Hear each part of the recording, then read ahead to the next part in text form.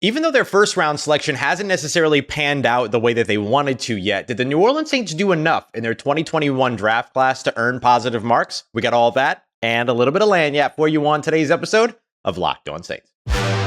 You are Locked On Saints, your daily New Orleans Saints podcast, part of the Locked On Podcast Network, your team every day.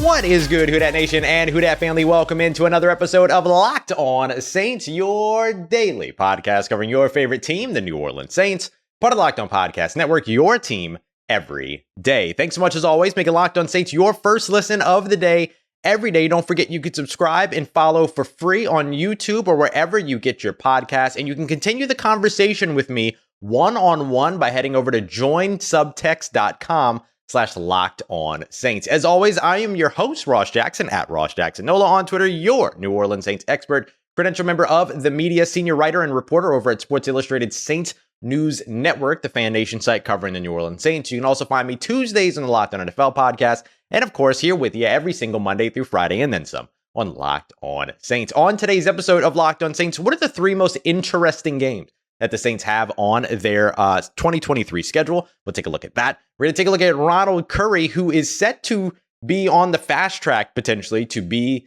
a head coach in the NFL. How are the Saints and the NFL preparing him for that? But first, I want to take a look at revisiting the 2021 NFL draft class. We've graded the 2023 draft class, but we know that those grades are going to change. And we kind of saw a little bit of that in our exercise last week when we revisited the 2022 draft class, which has maintained its promise 1 year later, thanks to guys like Chris Olave and Alontae Taylor and potentially Trevor Penning, should he stay healthy here in 2023.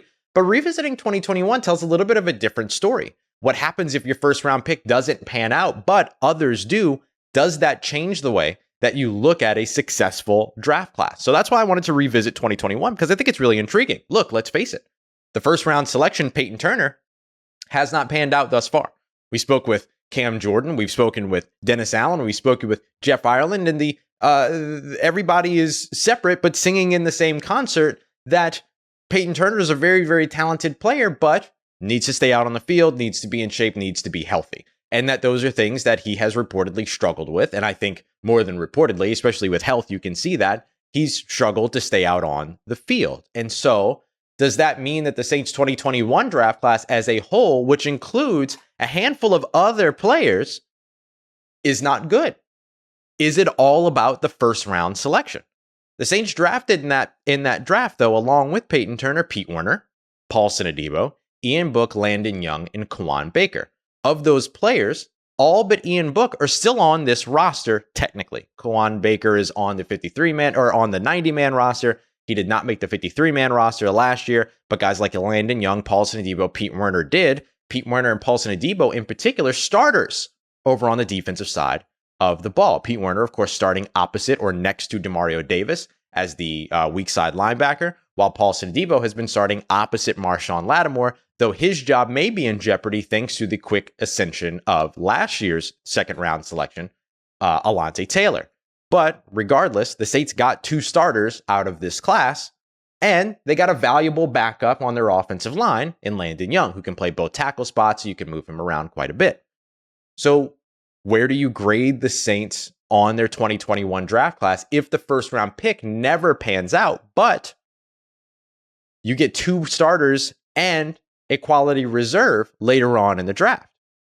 Saints News Network, where I write for Sports Illustrated's Fan Nation, well, we gave that draft class back in 2021 a B right after the draft. Fox Sports gave it a C. The Athletic gave it a B minus. Come on with the minuses. Just call it what it is. Call it a C. The Ringer, B. PFN, B minus. Stop. It's a C.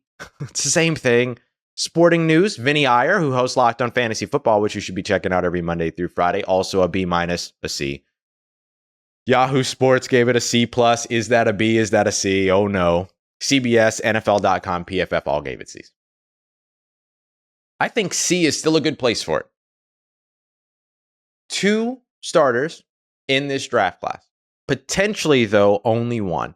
because Alontae Taylor could come up here and end up stealing the starting spot from Paulson Adebo for all we know. We'll see exactly how that all pans out. One of the most interesting things that we'll watch throughout OTAs, training camp, all that is going to be that cornerback battle opposite Marshawn Lattimore. But the Saints got a starter quality corner. Even though he was up and down last year, he's still very much a starting quality corner. Let me ask you, would you rather that or Eli Appleback? He's a starting quality corner. He's better than who the Saints have had opposite Marshawn Lattimore 9 times out of 10, with that 1 time out of 10 being Janoris Jenkins. So for New Orleans, I think you have to look at this draft class so far, 2 years later now, 2 full seasons later, as a majority success at this point, even if Payton Turner doesn't pan out. And if Payton Turner never pans out, but you get Pro Bowl level play from Pete Werner, you get starter quality level play from Paulson Adebo, and you get a quality reserve, longtime backup player in Landon Young, who can also be a swing tackle for you after James Hurst is done here in New Orleans. I think at least you're average C. At best, you're a B. Now, if Payton Turner turns a corner and all of a sudden him and Isaiah Foskey end up being the future at your defensive end position, post Cam Jordan, then all of a sudden you're into different territory here. You're into A territory at that point.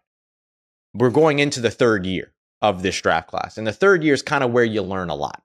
We'll see that when we revisit the 2020 draft class, especially given recent events when it comes to that class. So if Payton Turner ends up turning a corner, then this becomes an A draft class. If he becomes a starter for you opposite Isaiah Foskey after this year or after the next couple of years, right? Cam Jordan is in conversation with the Saints around, they're always in conversation. Cam Jordan and his people and the New Orleans Saints about trying to keep Cam Jordan here in New Orleans for the rest of his career. But post that, if Payton Turner and Isaiah Foskey turn into your starters, then this draft class becomes a major draft class for you. And even still, it has at least an impact with the way that Pete Werner, as well as Paulson Adebo have played for you. And I know that Paulson Adebo, again, did not have the strongest second year, but he had a fantastic rookie season, and he's still a starter quality player.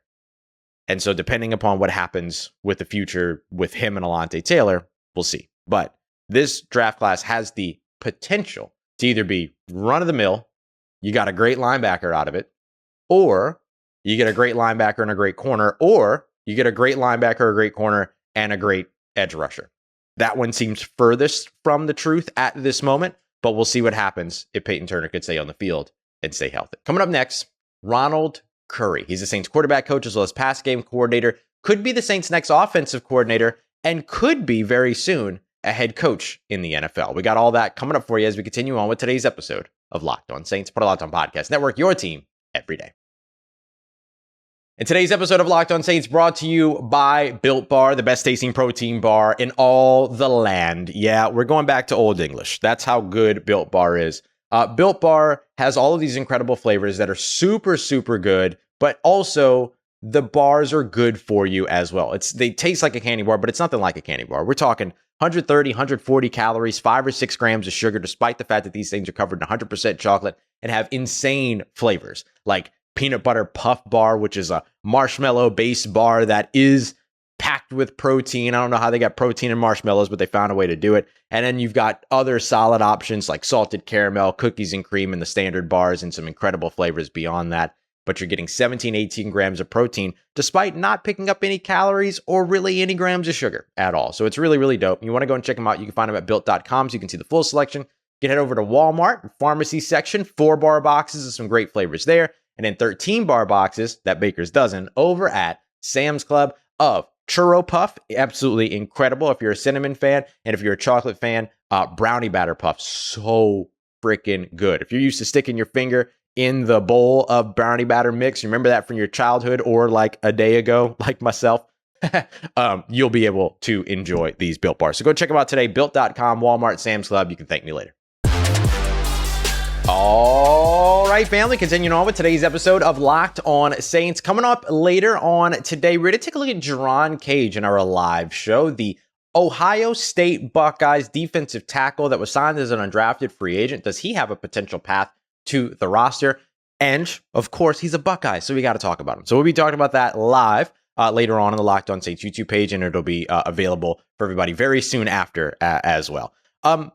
And also, I just want to remind everybody about subtext here in just a moment. But I want to get to this conversation around Ronald Curry. If you're an everydayer here on the show and you've been hanging around for a while, you know that I have been a big-time proponent of Ronald Curry, and that I have looked at Ronald Curry for a long time as being a guy that has had a big-time trajectory ahead of him to potentially becoming an NFL coach. I've written stories about him. I've written spotlights on him. I've talked about him here on the show. And the NFL sees him the same way. A lot of my sort of confidence in Ronald Curry comes from not only my seeing him work with these quarterbacks over the course of the past couple of years in practice and stuff like that, but also talking to guys like Sean Payton about him. Sean Payton and I talked all about Ronald Curry and how fantastic he has been for the team and how much Sean really liked him. The NFL has obviously paid close attention to him. He had interviews with the Tampa Bay Buccaneers as an offensive coordinator. He had interviews with the Denver Broncos for offensive coordinator. He had interviews last year for offensive coordinator last offseason that never became public. And then there's been a lot of questions around whether or not he would be the next offensive coordinator for the New Orleans Saints. Even Pete Carmichael himself, I asked, what do you have, what can you say about Ronald Curry? And he says he thinks he's ready to go call plays right now. And that could be at the detriment of Pete Carmichael to say things like that in the near future. Who knows? But that hasn't stopped him. And I know what you're thinking. Oh, well, everybody's going to say nice things about their coworkers. Yeah, well, they could say nothing at all. They could say nothing at all. They could say, he's been a great addition to the team. We really enjoy having him here in the building. He works really great with the quarterbacks. Fine. Totally fine response. But to unsolicited come out and say he's the guy that's going to be a future offensive coordinator, can't wait to see what he's going to do in the league, he's probably ready to call plays now, when you're the guy calling plays for the team that he's on, that means something. That says something. When I spoke with Sean Payton at the Super Bowl a couple of years ago, he talked all about how much he's added. And the NFL has seen this as well. The NFL is hosting during its spring meeting what they call their NFL Accelerator Program. According to the NFL, and I quote, the Coach Accelerator Program aims to increase exposure between owners, executives, and diverse coaching talent, providing ample opportunity to help them develop and build their relationships. Now, this year, the way that they've done this, that they picked 40 participants, and not only were clubs able to nominate their own folks, but clubs are able to nominate people from other clubs. And that includes coaches that aren't currently coaching in the NFL. Leslie Frazier, Pep Hamilton, the fact that they're both out of the league right now is absolutely nuts to me. And of course, Chris Richard as well. And so Chris Richard was a part of the 2022 program last year. But Ronald Curry is now on this list. This will be his first year attending this program.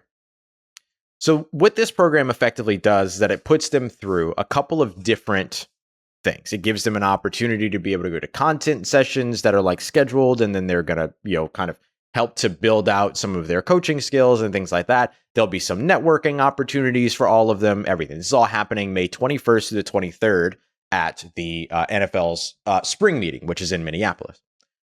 So rather than bore you with more details around the specific program, let me speak on what it is that makes Ronald Curry special and why it is that he stands out so much. Because I think that there have been a lot of folks who have heard me kind of wax philosophical around Ronald Curry and sort of his quick trajectory and the NFL circles that see him as a rising star as a head coach, and have wondered, well, how can that be when no one has seen what he does? And the thing that I want to stress here is that the public has not seen what he does.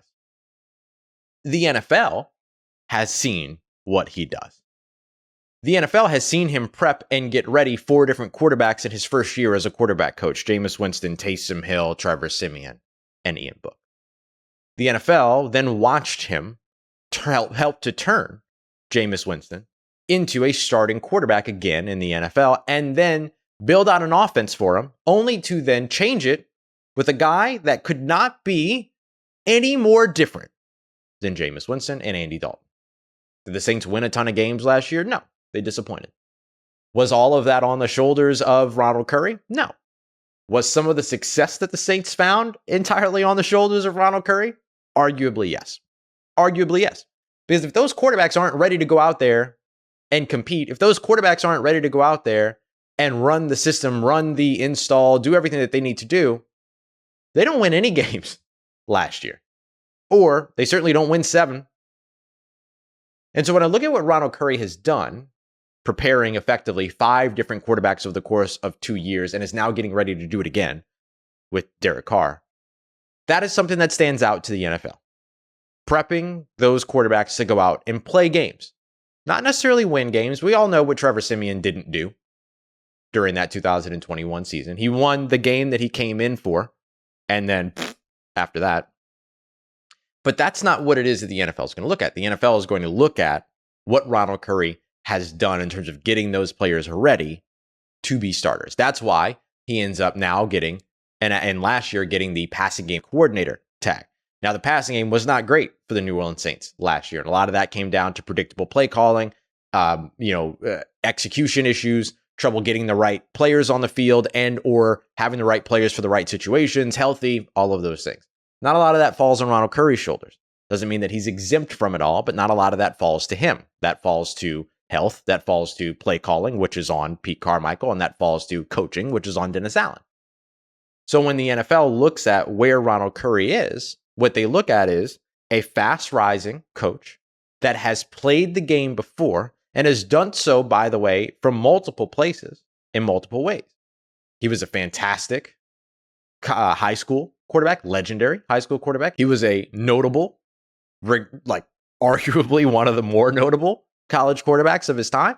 And now he comes into the NFL as a coach, having all of that experience and being able to talk to these players from the connection of experience, which ends up being so remarkably important. It's why you're seeing more and more and more former player turned into coach, or former players turning into coaches in the NFL. And you're seeing that over and over again. And so with that, Ronald Curry is setting himself apart with his experience. He's setting himself apart with his ability to translate the game. And he's setting himself apart with his ability to prepare the most important position on the field, the most important position in football, to go out there, take snaps, and be a part of the game. The next step for him is going to be calling plays. That has to be the next step. You look at Eric Bieniemy and all the success that the Kansas City Chiefs had around Eric Bieniemy. The thing that has held him back from getting coaching jobs, reportedly, is that he hasn't called plays. Now, we see Jeff Saturday get a job even though he's never coached. I get it. I understand. But for Ronald Curry to avoid the Eric Bieniemy treatment, he will need to get opportunities to call plays. Now, he's going to take that opportunity when it comes to him, whether that's in New Orleans or whether that's elsewhere. Maybe that could be in New Orleans. Perhaps this is Pete Carmichael's final year. Perhaps they are grooming Ronald Curry to take over that spot in the next year or so. We'll see. But there's no doubt about the fact that Ronald Curry is a rising star in the NFL, and that the NFL sees him that way. And his being selected for the NFL's Accelerator program is absolutely awesome. It's really, really cool. It's a great thing. And if you're worried about Ronald Curry being out in front of more eyes, just like you get worried sometimes about Kai Harley being out in front of more eyes, don't worry. Everyone already knows who they are. The NFL already knows the dirty little secrets here in New Orleans about the fantastic folks that are on their staff that they're trying not to let everybody know about. Don't worry. They already know anyway. Coming up next, we got the New Orleans Saints' 3 most intriguing games in 2023, including some revenge games that you're going to want to make sure that you're staying tuned for. And the most important one, or the most intriguing one, kind of getting the flames stoked very, very recently. Got that coming up for you as we continue on with today's episode of Locked On Saints, part of Locked On Podcast Network, your team every day. Let's get it, Who Dat Nation. Wrapping up today's episode of Locked On Saints with a look at the 3 most intriguing games on the Saints 2023 schedule. Now, I'm going to go through my 3, but I want to hear your 3 as well, so let me know wherever you want to in the Locked On Saints metaverse or mediaverse, as one of the YouTube commenters said. I love that phrase, Locked On Mediaverse. The next thing that I also want to do too is just quickly remind you about subtext. So if you want to carry on this conversation one-on-one with me, join subtext.com/LockedOnSaints. It's a great way to support the show too. I've had a lot of people ask about, like, are there ways to donate? Are there ways to support the show? Here's a great way to do it and get something in return, which is one-on-one communication with me. Join subtext.com/LockedOnSaints. You can find the link in the description. You can see it at the bottom of the screen if you're watching on YouTube. And of course, you can find it in the description on audio as well. So go ahead and check that out. 14-day free trial. And then after that, it's like a monthly fee. If you want to stick around and contribute and like help out the show, you're more than welcome to do that. But I promise you'll be getting things back as well, because I don't want to just like ask you for something and not give you something back. So got access to me. I send stuff in our little like circle of trust, kind of like cone of silence style and everything, but also, you know, just banter and fun stuff, and especially get a lot of fun once we get to the season as well. So let's discuss the three most interesting games for the New Orleans Saints in 2023. I want to start off with Week 13, the Detroit Lions coming here to New Orleans. This game was actually my second most intriguing, but I bumped it up because of something recently. Kay Adams, FanDuel TV, had over at Up and Adams, had CJ Gardner-Johnson on the show. CJ Gardner-Johnson, of course, now with the Detroit Lions, former New Orleans Saint, famously or infamously, came to blows literally with Michael Thomas during a practice, which led to Michael Thomas being sat for a game.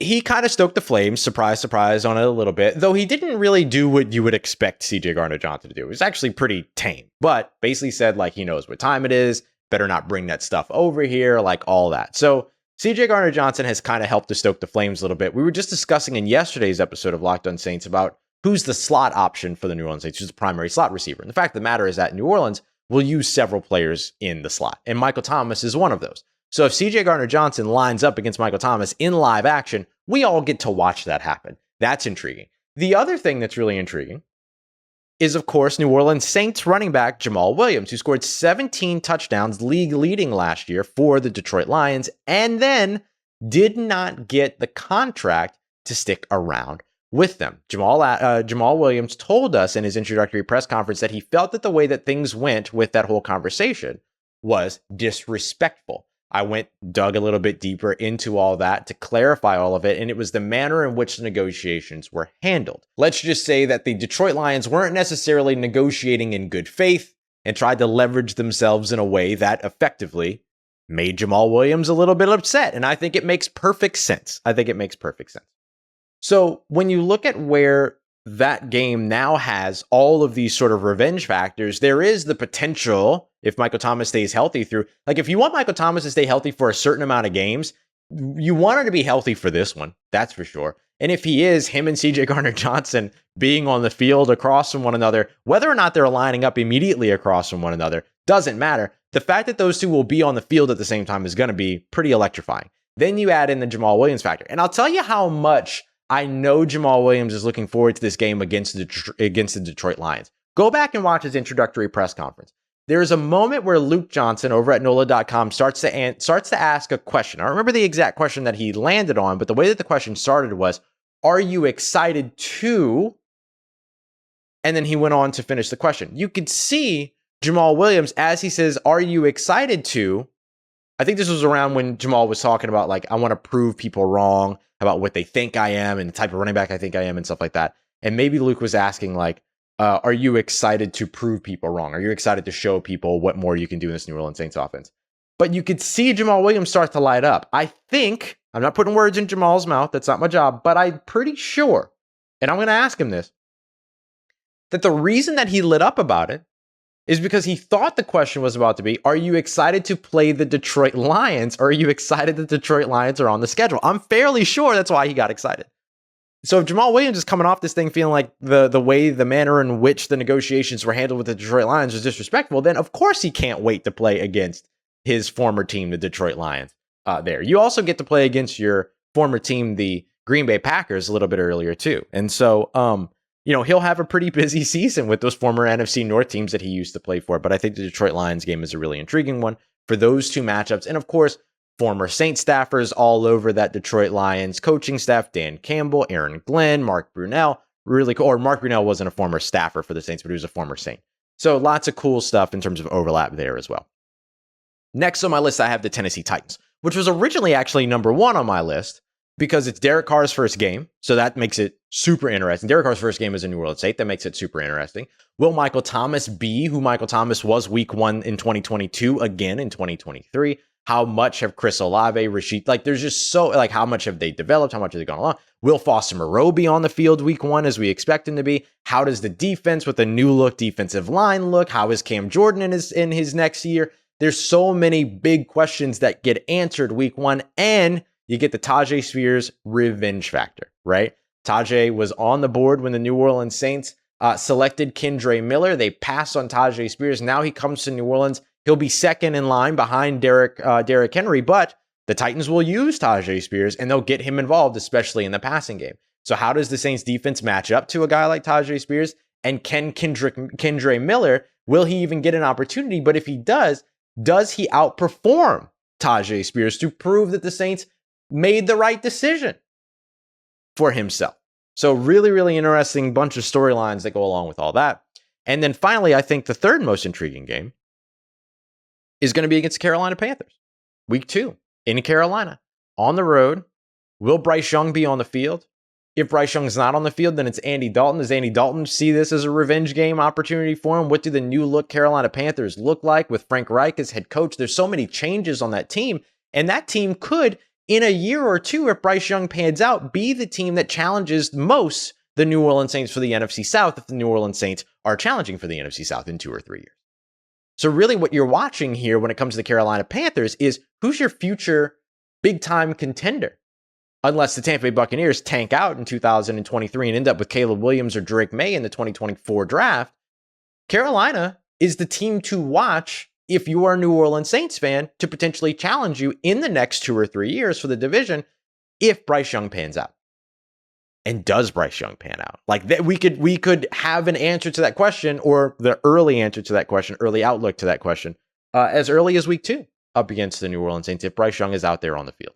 And if not, then it's still intriguing because you get the Andy Dalton situation, and Andy Dalton versus Derek Carr, Andy Dalton against the New Orleans Saints defense, all that. Can the Saints win against Carolina if Andy Dalton has a 3.7 passer rating like Sam Darnold did last year? All of those things. Like, there's so many interesting sort of tidbits around all this. But there's other intriguing games as well. The Minnesota Vikings, of course, the Atlanta Falcons, Tampa Bay Buccaneers. There's a bunch of these really, really cool games in 2023 that could be the most interesting. So tell me what your 3 most interesting games are. You could tell me wherever you have access. All right, y'all, I appreciate you so much for joining us for another episode. We'll be live later on today. Take a look at Jerron Cage, the undrafted free agent defensive tackle from Ohio State. What are his chances to make the roster? Can he help the New Orleans Saints on the defensive interior? And then, of course, we'll take a look at some of your questions and things like that that you have throughout the show as well. I appreciate you, as always. Make a Locked On Saints a part of your day, part of your routine. Remember to keep the conversation going. Join subtext.com/LockedOnSaints. Thanks, as always, for saying yes to me and the show. As always, if you see me, say hi. And if you need anything else around your New Orleans Saints in between these episodes, make sure you follow me on Twitter